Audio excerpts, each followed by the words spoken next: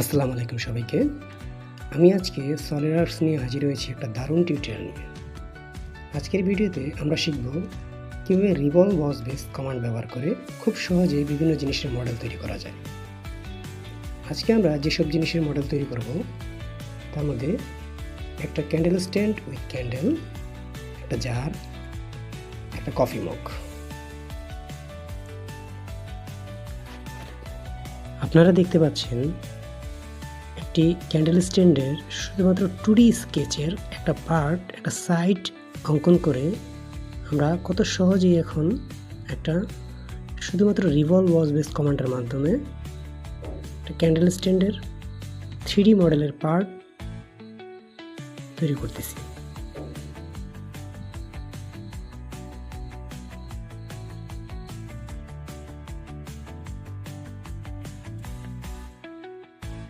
সলিডওয়ার্কসের revolve ওয়াজ base হচ্ছে একটা শক্তিশালী কমান্ড।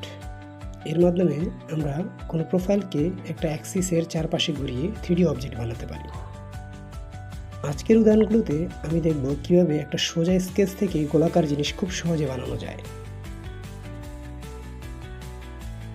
এটার মূল কাজ হলো একটা 2D প্রোফাইল বা স্কেচকে কোনো অ্যাক্সিসের চারপাশে ঘুরিয়ে একটা 3D সলিড বানানো। যেমন ধরুন, আমরা যদি একটা অর্ধেক বৃত্ত বা হাফ সার্কেল আঁকি এবং সেটা রিভলভ করি, তাহলে সেটা একটা পুরো গোলক বা স্ফিয়ার হয়ে যাবে। একইভাবে কোনো গ্লাস, বল, মগ, জার সবগুলো জিনিস রিভলভ দিয়ে খুব সহজেই বানানো যায়।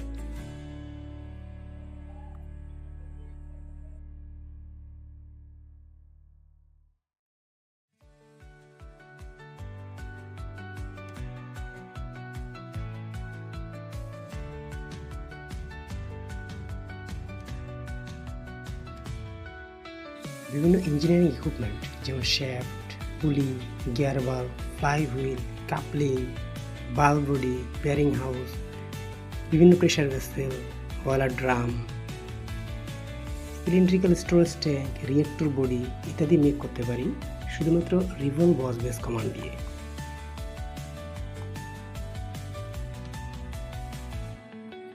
শুধু খেয়াল রাখতে হবে জিনিসটি যেন সিমেট্রিক্যাল অ্যাবাউট অ্যান অ্যাক্সিস হয়, অর্থাৎ ঘোরালে আকার এক হয়, তাহলে রিভলভ কমান্ড সেরা অপশন। যদি নন সিমেট্রিক্যাল হয় তবে এক্সট্রুড, সুইপ, লফটের সাথে ব্যবহার করতে হবে।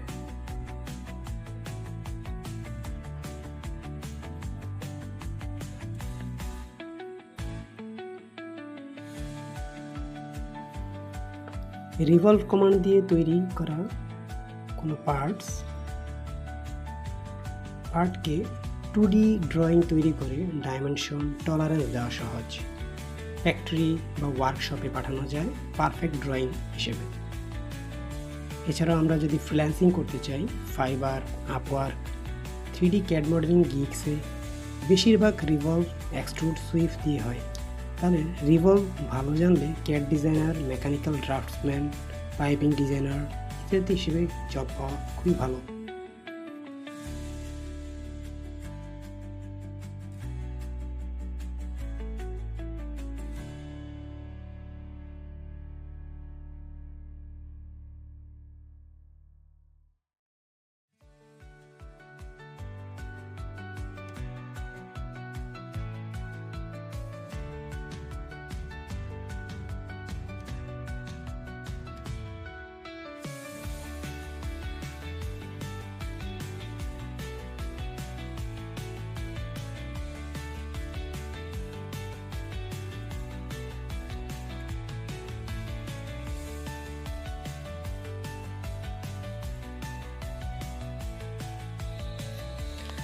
আপনারা এখন দেখতে পাচ্ছেন একটা ক্যান্ডেলের শুধুমাত্র 2D স্কেচ এক সাইড ড্রয়িং করে যখন ফুললি ডিফাইন্ড হয়ে গেছে, তখনই আমরা রিভলভ ওয়াজ বেস কমান্ডটা ইউজ করে একটা পূর্ণাঙ্গ ক্যান্ডেলে রূপান্তর করতেছি শুধুমাত্র রিভলভ ওয়াজ বেস কমান্ডের মাধ্যমে।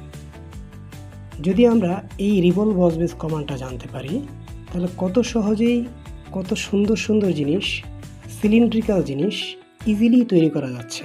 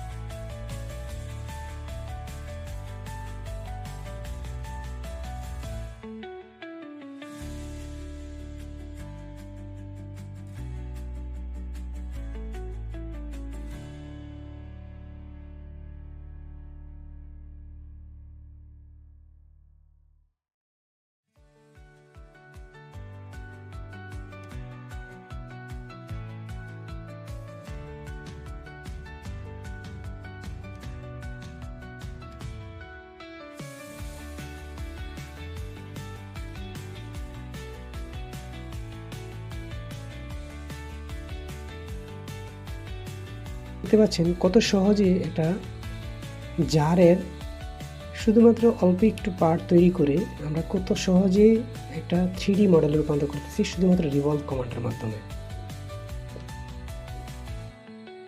ঠিক সেমভাবে আমরা যদি কোনো গ্লাস তৈরি করতে যাই, কোনো মগ, কোনো জার, কোনো সিলিন্ড্রিক্যাল বস্তু, শুধুমাত্র একটা পার্ট তৈরি করে 2D স্কেচে এঁকে আমরা এটাকে 3Dতে রূপান্তর করতে পারতেছি শুধুমাত্র রিভলভ কমান্ডের মাধ্যমে।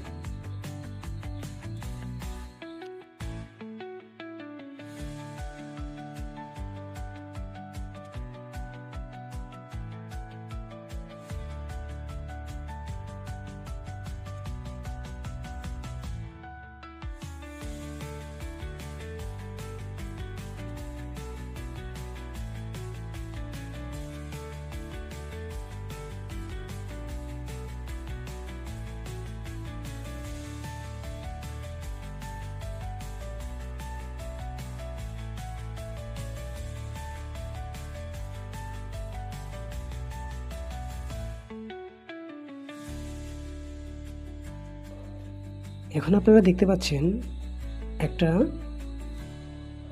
মগের একটা পার্ট, একটা সাইডের 2D স্কেচ অঙ্কন করে শুধুমাত্র রিভলভ বস বেস কমান্ডের মাধ্যমে মগের মূল শেপটা আমরা তৈরি করতে পারতেছি।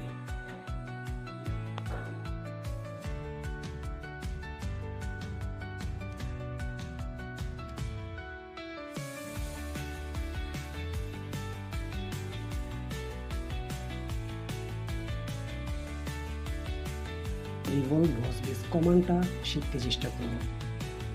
আমরা আমাদের কল্পনা শক্তিকে কাজে লাগিয়ে বিভিন্ন প্রকার ইঞ্জিনিয়ারিং ইকুইপমেন্ট, ব্যবহৃত ইকুইপমেন্ট, আমাদের পারিপার্শ্বিক জীবনের সকল কিছু যেই জিনিসটা সিমেট্রিক্যাল আছে তাই আমরা তৈরি করতে পারবো নিজের কল্পনা শক্তিকে কাজে লাগিয়ে, যদি আমরা আমাদের এই ডিজাইন সফটওয়্যারের বিভিন্ন কমান্ডগুলো খুব ভালোভাবে শিখি। আজকে আমরা শুধুমাত্র রিভলভ বস বেস কমান্ডটার প্রতি খেয়াল রাখবো। আমি এখানে 4টি ইকুইপমেন্ট তৈরি করছি, প্রত্যেকটাতে রিভলভ বস বেস কমান্ডটা কতটুকু উপকার আপনারা দেখতে পাচ্ছেন।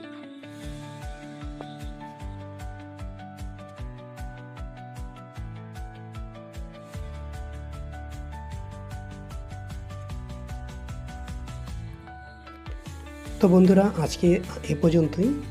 সলিডওয়ার্কসের নতুন টিউটোরিয়াল নিয়ে আমি আবারও হাজির হব আপনাদের সামনে। যদি আমার পাশে থাকতে চান তবে আমাকে সাপোর্ট করে যাবেন। ধন্যবাদ সবাইকে।